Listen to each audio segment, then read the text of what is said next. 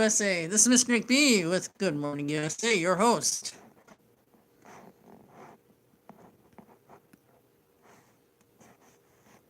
Sorry about that. Apparently, YouTube is still trying to download a very small video introduction to this. For one thing, I'm testing out. I hope you get the live replay broadcast tomorrow morning around 6:45 a.m. I hope it plays, but I had to go live just to make sure you got this video. This is Mr. McBee again with Good Morning USA. We're testing out a new title, GMU. Going to cover a wide array of topics, and we're going to get into news with New York Post and Conservative Tribune. Please give them props for wishing to share their information and being willing to let us share their information. It means a lot to the YouTubers, I'm sure, to the YouTube community.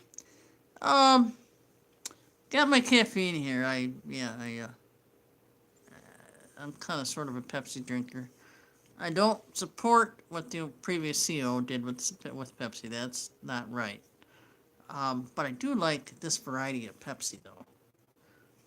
Pretty good. that wasn't a no kickbacks from Pepsi or anything like that. But just wanted you to know I'm gonna be drinking this, so I might sound a little funny at times. Just forgive me. Good morning, C Beagle, Care Love, Edward Black, Tapula Cheese, D-Rob, my brother Diploma Rob, and Daniel Boone. I hope y'all are doing wonderful. I hope God has blessed your life in just beautiful, miraculous ways. All of y'all.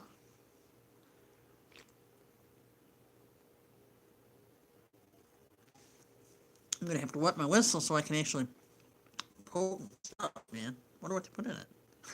Anyways, yeah, my mouth was really dry earlier. I wasn't sure I could do this, but bless the Lord. Praise God.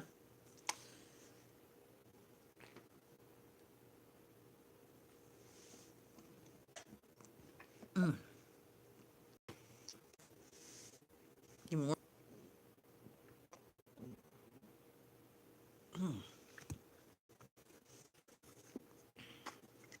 So, would any viewers see this tonight? Would you please let me know if you see a live replay broadcast tomorrow around 6:45 a.m. in the comments? And again, some of the things I talked about in the yet, rather. That's getting hot, man. My phone's getting hot. Oh, what's this Samsung? Anyways, I got goofy stuff. Anyways. Walls do work. Nancy Pelosi, walls do work. Jim Chitter. This is my Laura Taliano, January 16th, 2019, 3:15 p.m. Updated. Player Tony Beckman. I'm going to have to turn my phone around. Wait, where'd it go? It's hiding now. Whoops. Whoa. That's even... Where'd it go? Former NFL player Tony Beckman made the tackle of his life in Florida this week, clobbering daughter's window, the report said. Beckman, a defensive player for the Tennessee Titans and the Detroit Lions in 2002-2005, was inside his Palm Beach County home just before dawn Monday and heard a noise. I waited for a second and looked again, Beckman told the ABC affiliate in West Palm Beach. Give me 1 second here. Excuse me. So anyway, and I see a white male, and he's standing by my window, and he's trying to get a better position. Wonder why he needs a better position. The man was peeping into Beckman's teen daughter's room. His pants were partly down, and Beckman told the station. Wait a minute. And he.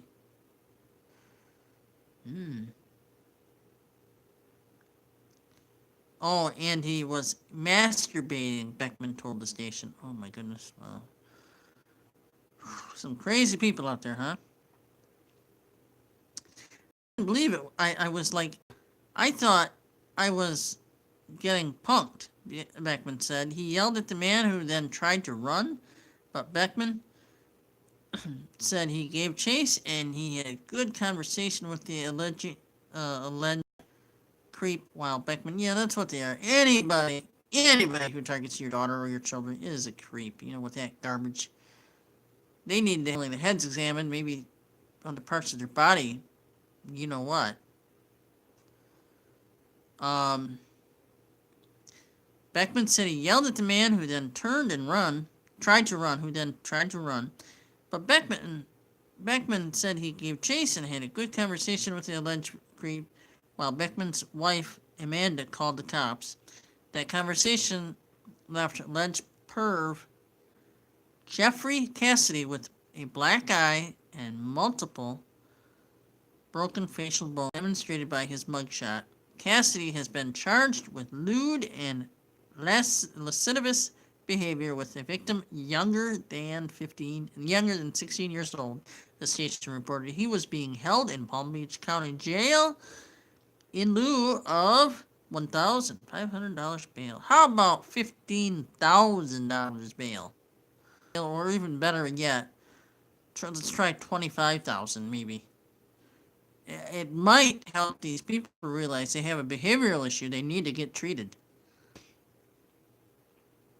After 4 years with the Titans, Beckman played backup safety and cornerback during his single season with the Lions in 2005, according to the team's archived website. Okay.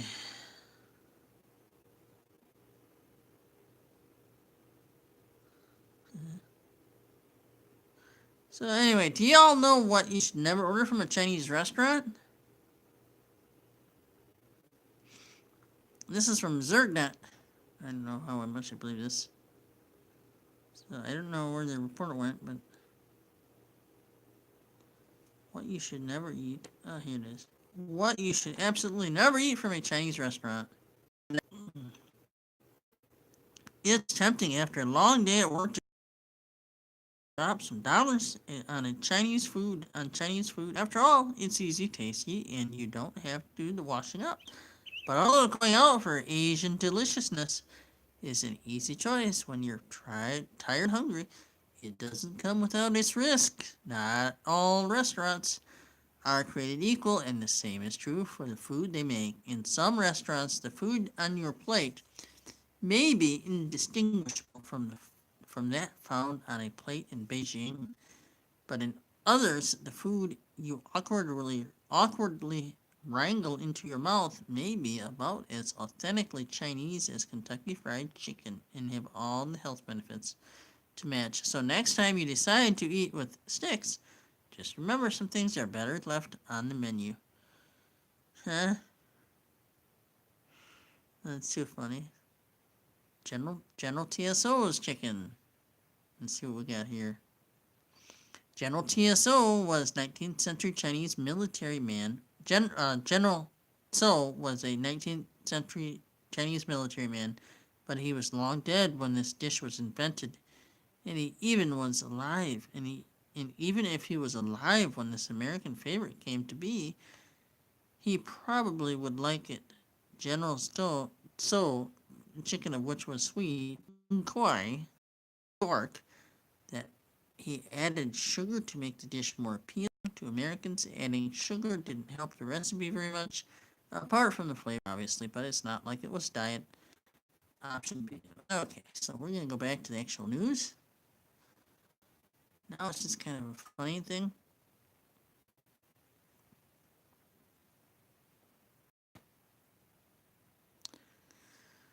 Oh, let's get out of Zedgenet here. I sound like Zedge nuts. News report, something fun to do. This is good. Hang on. This is we're testing out a new title. GMU today. I have to see where God leads me. Okay, we did this report, didn't we? Yes, we did. Let me go back here. What do we got here? All right, so sections. There we go.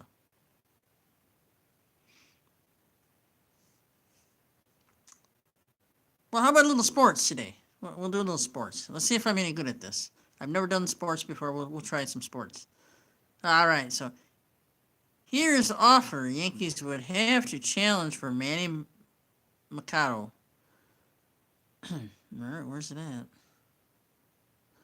I like reading the New York Post, but some of their articles are hard to find. Okay, so White Sox, Manny Machado offer what Yankees could have to beat. Okay, what Yankees could have to beat. Okay. So, the Windy City. Oh, these freaking advertisements. Goodness sake, stop.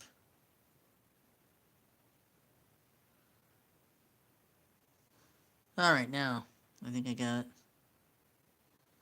Alright, the Windy City is not exactly blowing Manny Machado away, and yet the White Sox are the only suitors standing at the moment. A 26-year-old superstar with 4 All-Star nods to his name, 175 home runs, and a career 822 OPS has only one publicly known offer, and it's not close to the $300 million he was believed to be seeking. Chicago's offer on the table, according to ESPN, 7 years and $175 million.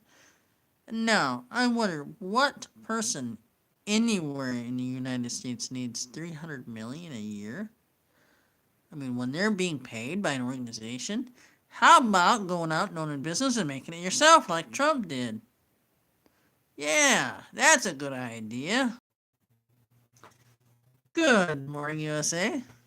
We're testing out a new title, GMU Today. Let me know if you like it or if you'd like me to stick to the Good Morning USA title. Just long to write out. Anyways, I think you heard me up to the standing at the moment. No, you heard me up to this other one. Yeah, according to ESPN, 7 years and $175 million. The deal for $25 million a year would not come close to the record received in 2015, or the record $325 million contract Giancarlo Stanton signed in 2014. Two benchmarks that observers wondered whether Machado and or Bryce Harper would break this off season.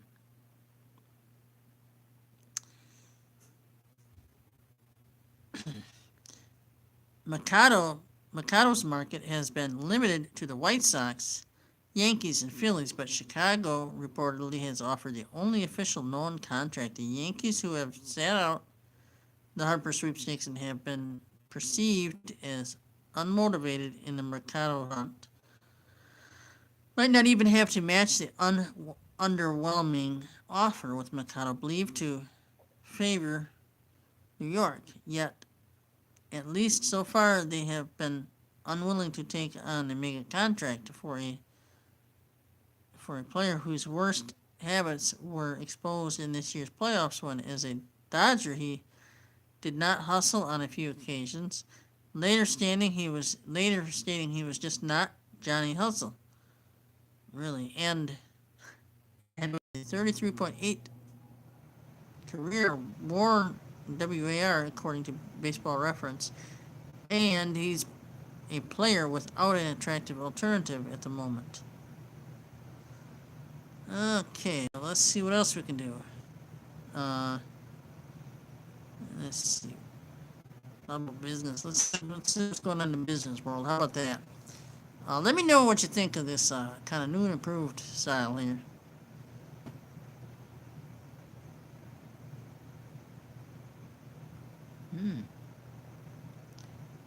I think I have a pretty good one here for you.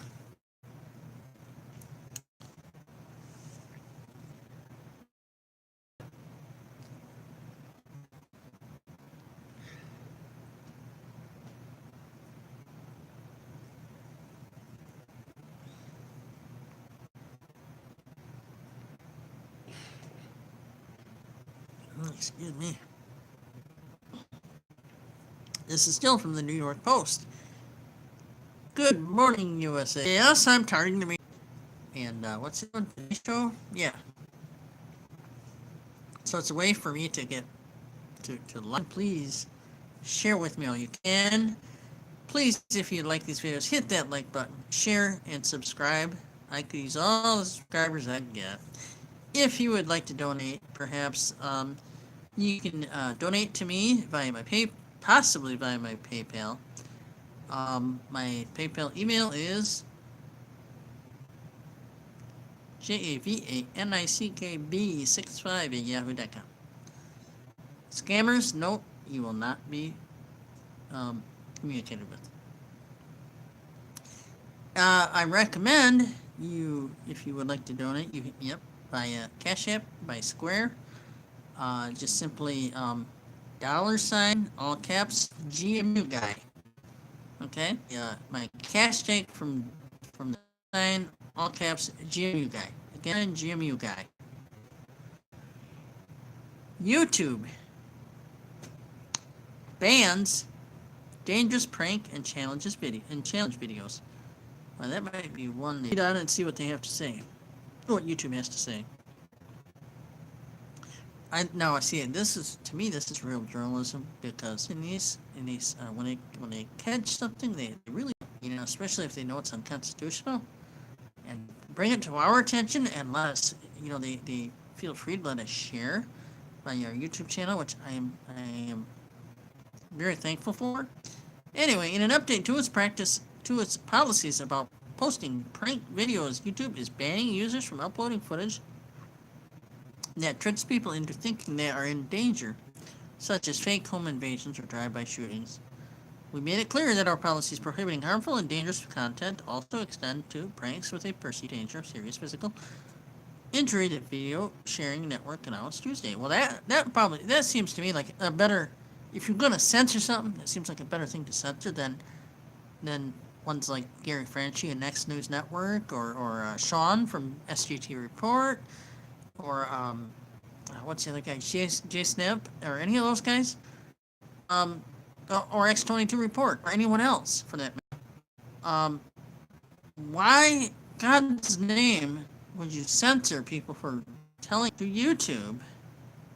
Some government officials and the mainstream media are not telling the truth. They are not reporting the truth. Google, YouTube, you know this. You know it. So, let's all try to be kind to each other, look kinder to each other. Anyways.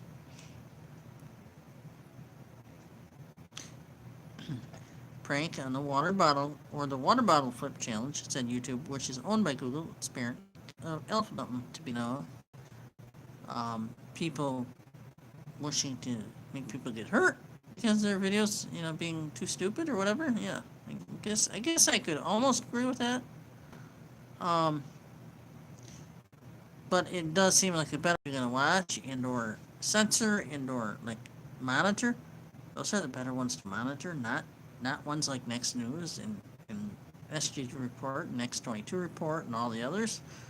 Yeah, not happening. And by the way, if I see anyone censoring any more content, I'm going to put this up on Gab.com.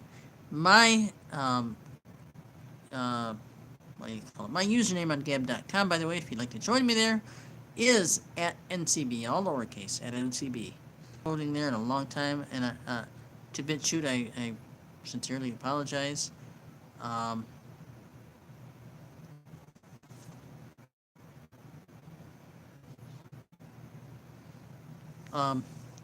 Just been real busy.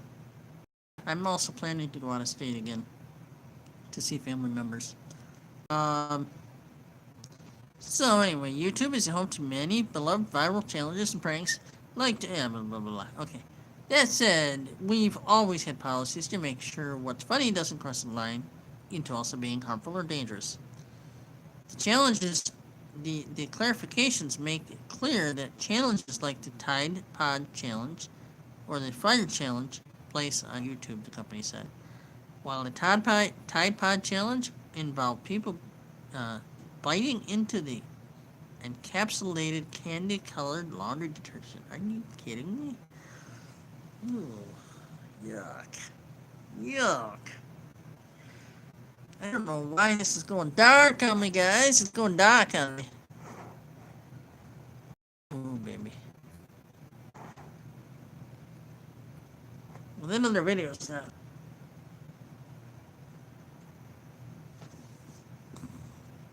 Excuse me. That's just pretty weird. Right.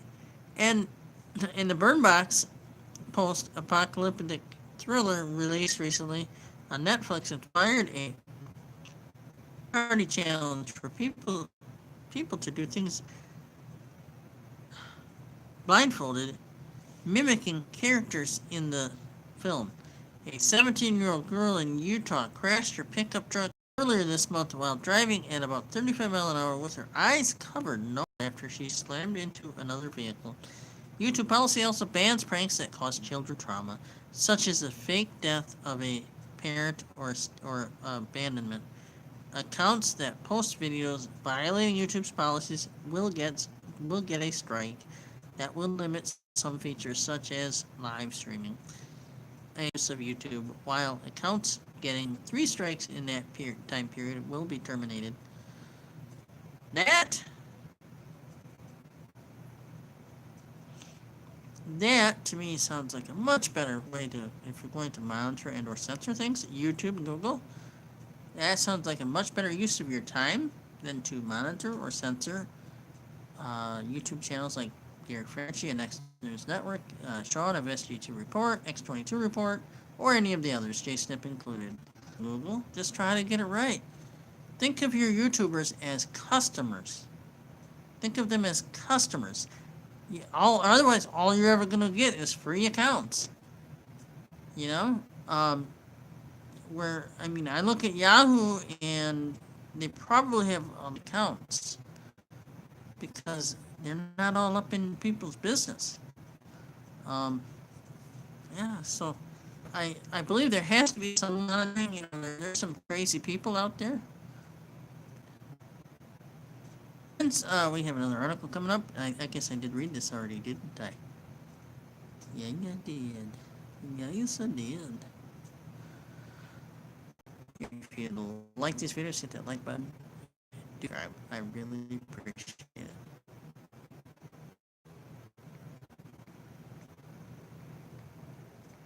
Excuse me just a moment, guys.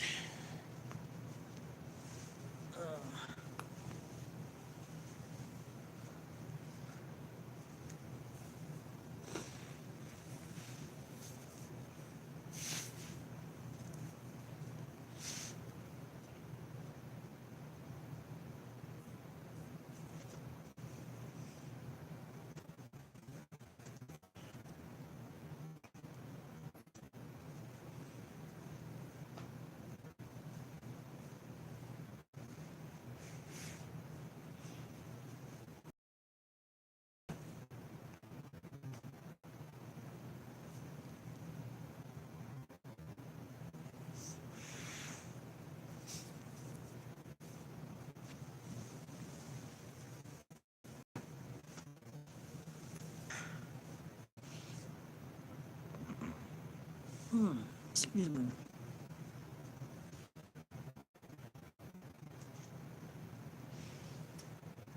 And I'm probably gonna go scoot and get some dinner.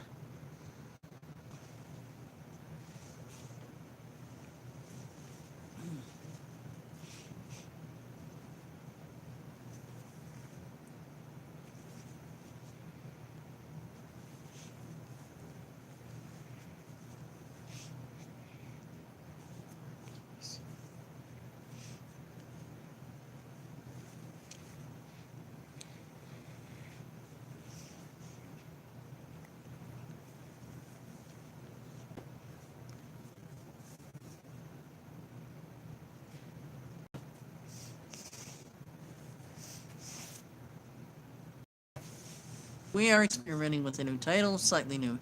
GMU today, to essentially target and compete with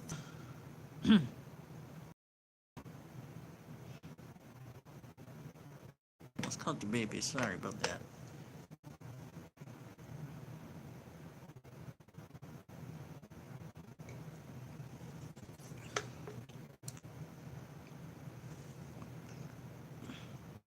First, then I'll read the article.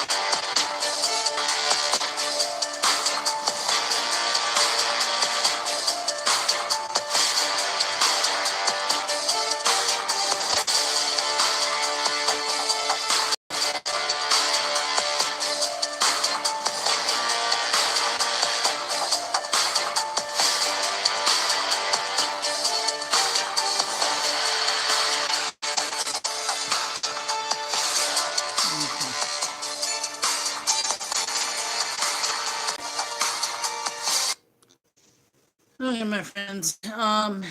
The report is from the Conservative Tribune. The writers and staff. This one is by Malky Bailey, January 16, 2019 at 9:52 a.m. CNN reporter Jim Acosta painted a peaceful picture of the border. CNN reporter Jim Acosta painted a peaceful picture of the border with Mexico in a Twitter video last week. Excuse me, but a local resident's response showed just how wrong the White House correspondent actually was. Oh, anyways, I love it. I love it, man.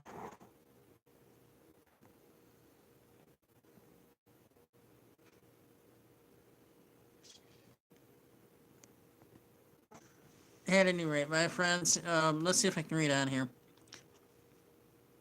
Across countries separated only by the Rio Grande, found a beautiful spot on the Rio Grande where there is no wall, no fence, just a river. Oh, and there's shuffleboard, Acosta wrote in a Twitter post. Shuffleboard? What kind of shuffleboard is that? Last video of the day found a beautiful spot on the Rio Grande. Jim Acosta, picktwitter.com. Okay. Jim Acosta, at Acosta. Wonder who he accosted. We are meant to believe that the unprotected are peaceful parks? Oh my goodness. The area is heavily secured by why there is no fence. The anonymous autobiography. I lived 5 minutes from the RV park, Chimney Park. I'm an expert on the area. Let me tell you why there's no fence. Okay, let me see. That's the Twitter account J, capital FRYP, capital INW. The Twitter user started off by pointing out that there is nothing on the Mexican side which would make it difficult to hide from the Border Patrol. Obstacle to illegal crossings. Additionally, the deep river poses a logistical obstacle to illegal crossings. For starters, there's nothing on the Mexican side. Less urban density means less cover, nowhere for smugglers to hide. Also, the Rio Grande is wider and deeper in this section than in other parts. It's a logistical challenge at a station. Lots of security in this area. CBP office is 10 minutes away. This section of the Rio Grande is constantly monitored by boats. I circled a gas station 6 minutes away. Terrible food. Anyways, but let's see if I can get through this one. The location is 10 minutes from the bridge, an area of heightened security with a good amount of aircraft helicopter activity. The road pictured that goes down to Granjeno, Texas, 3 miles away. Levee ends at RV Park. Road continues. At RV Park, road continues. The Levee Road provides great visibility. CPP trucks there constantly. A final layer of security at Greg Abbott _ Texas. TX sent lots of GPS. So as a final layer of security, he sent lots of DPS troopers to the border. You see many on the south side of Mission, Texas, near RV Park. They've helped tremendously. TLDR, Acosta doesn't understand why there's no fence at the RV Park. Acosta was just a short walk from the boat ramp and vantage point, often used by Customs and Border Patrol. He was about 25 yards from a boat ramp, sometimes used by Customs Border Protection CPP. He was 50 yards away from a vantage point routinely used by CPP. You can actually see Border Patrol SUVs stationed right next to the RV park in Google Maps. It's a natural observation point at the bend of the Rio. See Pic 2. So while Acosta was trying to make President Donald Trump and his push for a border wall look foolish, he was actually doing the opposite.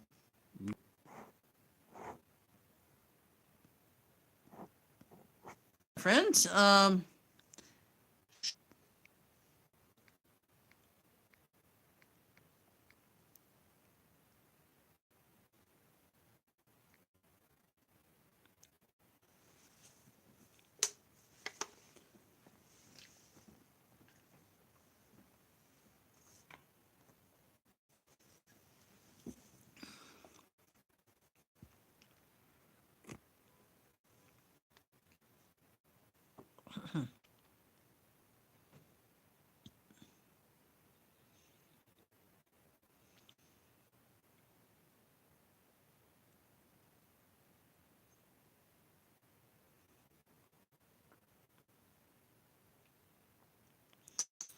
well, I'm sorry. I'm just looking at my friends. I'm just kind of looking at things here. I didn't mean to. I got sidetracked here. So anyway, good morning, USA. We're experimenting with a new title, slightly new, GMU Today. Let me know what you think of the new title in the comment section. Please do like, share, and subscribe if you like these videos. And, let's see.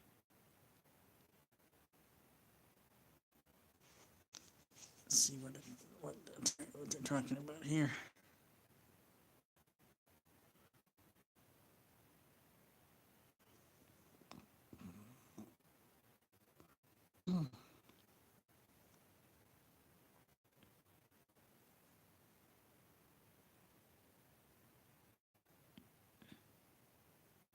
At games, Atari, well, they're not really Atari. They're at games building per license by Atari, building the Atari games sense.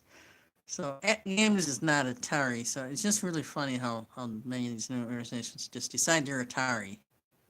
They're not Atari. They are Atari's many several changes, and they were bought by several different companies for a while. Then believe it, from name for a little while. They realized the Atari name in the United States in particular was so big, and it what's it called, retro game fan base, that Infogrames just renamed it their name and their products out to these other companies. Whereas the current Atari company, the real Atari company right now, is experimenting. Actually, not experimenting. They're trying to release a new Atari system. So that's what I am looking for here.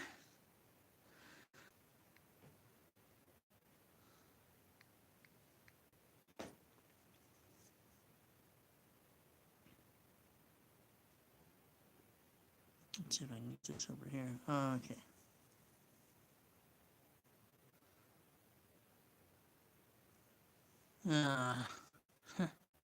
Atari VCS pre-order is now live, but 2018 release date was a pipe dream. Some people are so negative. This is 18 was a release date was a pipe dream. It wasn't that it was a pipe dream. It simply Atari wasn't ready to release it. They're trying to release the right product at the right time at the right price. Atari's been known to do this for a long time. They try to get the right price product, so it makes them late sometimes. It makes them late to the party sometimes. Hopefully, it's not happening with this one. Microsoft and them will have to go to the drawing board and build a new one.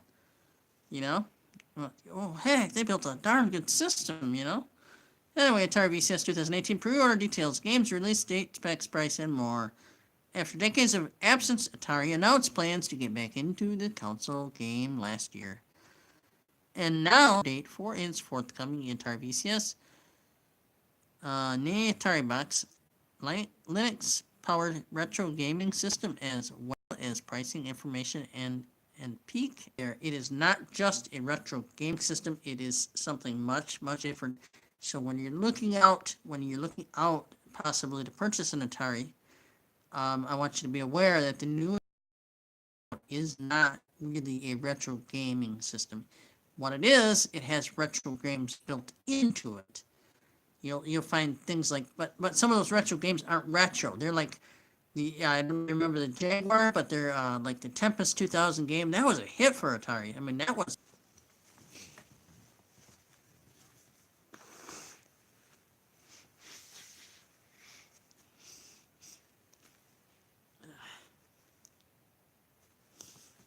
At any rate, yeah, that was just a really big game. Anyways, with that said, on the new Atari, they're gonna have something I believe called Tempest 4000.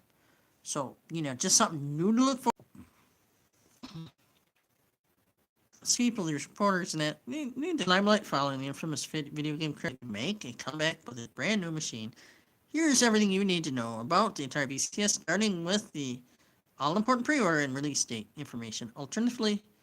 Alternatively, read on for what we know so far about the console specs, release date games and more. Release date games and more at all the Atari VCS. And they pre-ordered the Atari VCS on Indiegogo.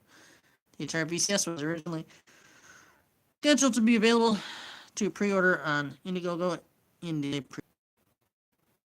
excuse me.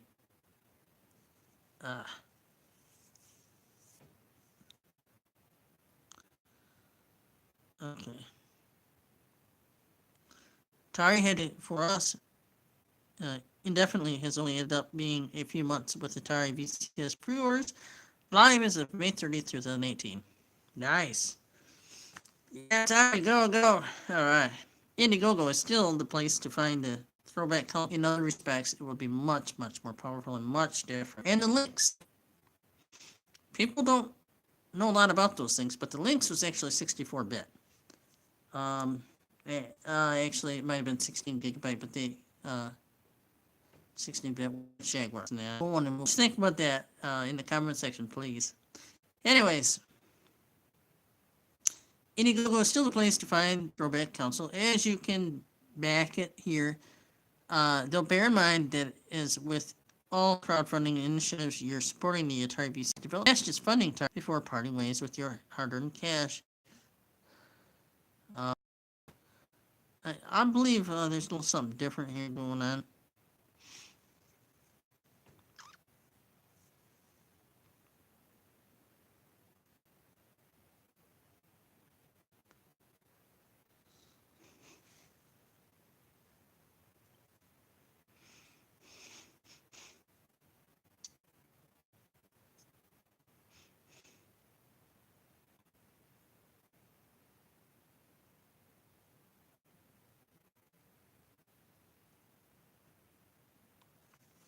I think Wikipedia probably has the closest thing we need here.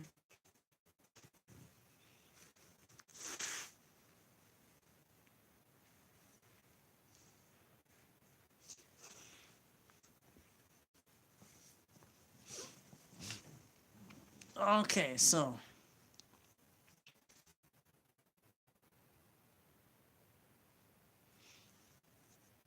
19 console. Atari VCS, codename Atari Box, is an upcoming home video game console produced by Atari USA. The system was first revealed in June 2017, and pre-orders began on May 30th, 2018. While its physical design is intended to pay homage, is expected games and streaming entertainment via a Linux-based operating system that will allow users to download and install other compatible games onto it. The system shares a name with the Atari 77 video computer system, usually shortened to VCS, which was renamed to the Atari 2600 in late 1982. Atari VCS, also known as Project Atari Box. Developer, Atari Interactive. Manufacturer, Flex. Console, Power A. Controllers. Type, home video game console, micro console. Price, US $199. AUX, US $299 collector's edition. US $390 tribute edition. $399 tribute edition. Operating system, Ubuntu-based Atari OS. Ubuntu-based Atari OS. How about that? CPU, AMD Bristol Ridge A10-9630P. Memory 4 GB. Display HDMI 2.0 graphics AMD Radeon. Oh, the Radeon. That was one of the graphics systems, I believe it was a Jaguar, and possibly the Lynx had. At any rate, let me read some of the history here. You guys kind of know that anyway. We'll go through just a little bit of it. Atari Corporation left the hardware business around 1996 after it released the Atari Jaguar CD video game console and was liquidated in 1990. They purchased Hasbro Interactive Infogrames, would later rename itself Atari SA, while the Hasbro Interactive subsidiary was renamed Atari Interactive. Atari Interactive provided licensing for the various Atari Flashback dedicated consoles produced since 2004, but has never been directly involved in their production. Joined over the Atari Box release. Canulid said that he was inspired to create the unit connect laptops to televisions to play games on their larger screen. Excuse me. They were not traditionally using social media platforms outside of the game via the laptop to communicate with friends. He also saw that Atari's game catalog had a good amount of recognition. His design goal was to feed nostalgia to the computer. Processor maker AMD provided custom componentry for it. While Atari made most of the decisions on the unit's Atari fans, on the unit's aesthetics, and other visual features, the console in its current rendition would function as a sort of hybrid between a home video game console and a gaming PC. Two branches of electronics Atari has operated previously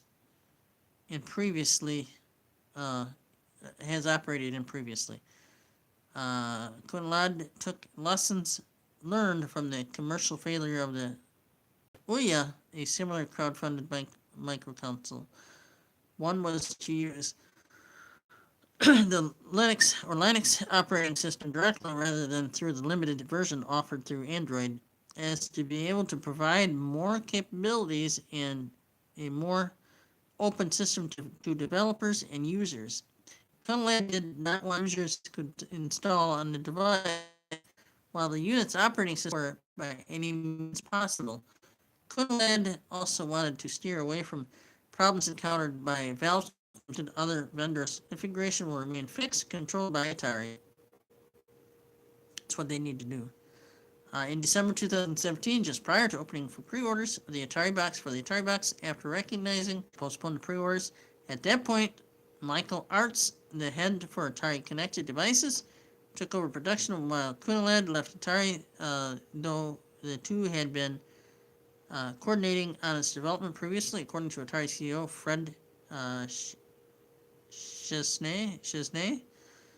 The period gave them time to review what they wanted the Atari Box to do and revise the unit's specifications and hardware without sacrificing the core elements being Linux-based system that would be able to run along with newer titles.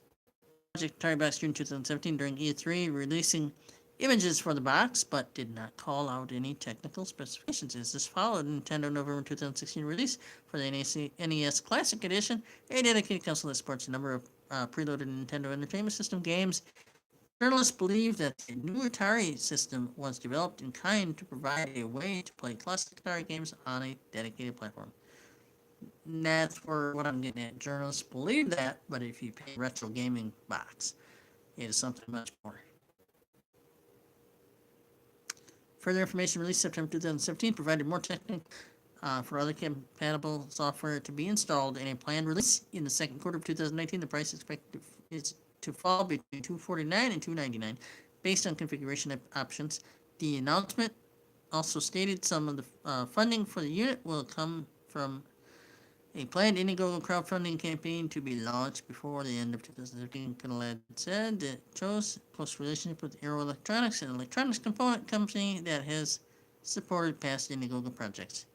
Pre-order for the system was expected to start on December 14, 2017, but Atari announced a temporary delay that day, stating it is taking more time to create the platform and ecosystem the Atari community deserves. Excuse me. I think that's a good approach. During the 2018 Game Developers Conference, Atari announced that the unit would be called the Atari VCS. Pre-orders for the console and controllers started on May 30th, 2018, exclusively by Indiegogo, with shipping expected in Q2 of 2019. The configurations included wood veneer from front panel, collector edition model, and an all-black with red-orange highlights. Onyx console model, a base system consisting of a console and joystick controller, ran from $279 to $299. Within the first day, the Atari VCS saw more than US $2.25 million in pre-orders, anticipated US 100,000. They were seeking to start production. On June 27, 2018, Rob Wyatt, system architect for the original Xbox and designer of PlayStation 3's graphics system, was announced as part of the VCS team. Uh-oh. Watch out, Xbox and Sony PlayStation. And design of PlayStation. Okay. Wyatt and his client had been working with Atari for months to define hardware and operating system requirements about joining the project. Wyatt said, "Who wouldn't want to be part of bringing Atari back?"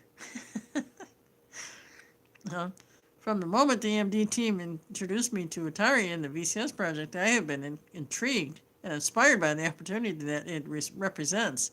The announcement came only days after British technology news website The Register and Atari faced off after an interview between a reporter and an Atari CEO, Michael Arts, from March 2018, resurfaced in the article.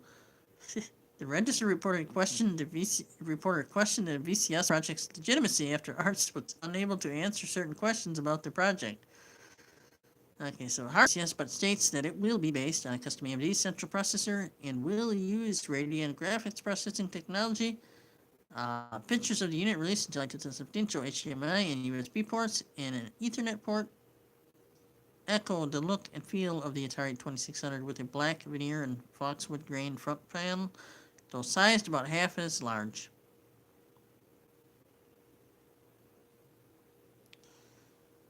Okay, so that's all I'm going to read here, guys. The video is getting a little long.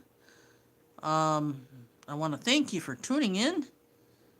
We're going to do some more fun things, and one thing I'd like to maybe, I've got an Atari Jaguar, and I'd like to maybe during the program for a little bit get into playing it, see where I can get. There's a couple games that are pretty cool, just on the Atari Jaguar alone.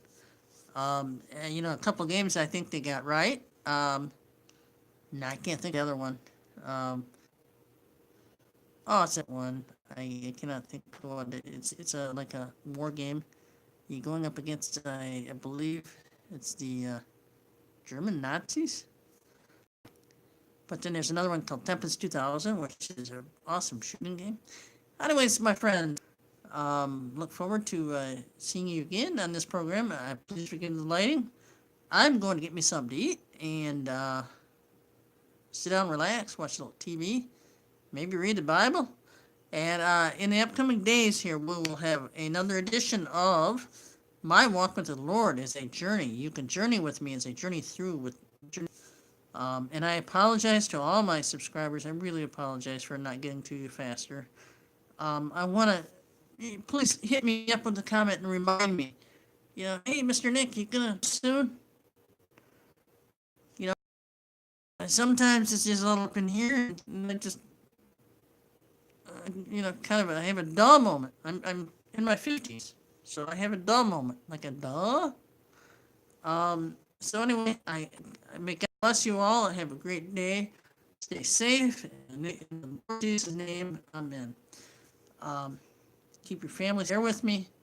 And do please don't hesitate to comment and remind me, hey, Mr. Nick B, we haven't seen a video in a long time. Are you okay? Don't let it go. I wouldn't let it go more than 4 or 5 days. Before you, if you notice, say something after about 4 or 5 days of no videos. That way I can get to it. All right. God bless you all. Have a great day. This is Mr. Nick B for GMU Today. We're experimenting with a new title from Good Morning USA.